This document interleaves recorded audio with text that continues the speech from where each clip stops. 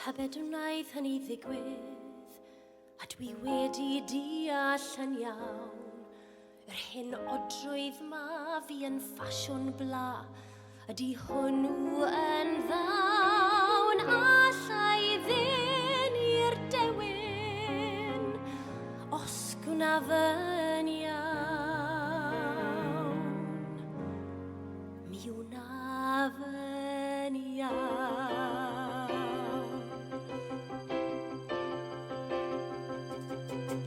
Pan gyfweld y dewin, pan ddoi at fy nghoed, gai fynd i weld y dewin, fyna head i fi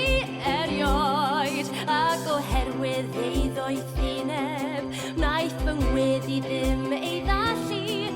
does ddim ofneb ar ein dewin, oes na rym di hwn tiw allu na, fe ddywed mi wela pwy wyt ti go iawn, fe roedd y fy ffydd yn o ti, a dyna ddechrau da, y dewin a mi. A ryw dydd mi ddywed o Elphaba, sy'n eneth fawr ei ffrydferthwch chi,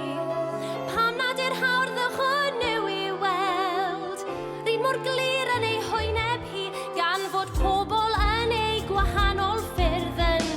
anesmwyth am dy fod yn gwyrdd, a fyddai os gen i ti, i mi dyddadwyr ddiodi, ac nad i hynny o lawer o bwys, o rai pam lai, medda fi, o gwelwch ni ein dau, y dewin a mi. Ie, gwelwch ni ein dau, y dewin a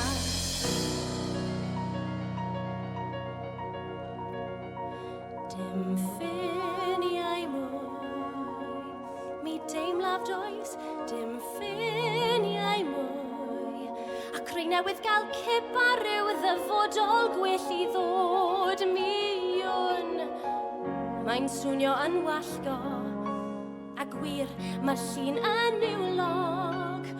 ond mae'n wir, mae'r dydd yn dod, pan wylir holl drigolion oes i gyd yn fawr.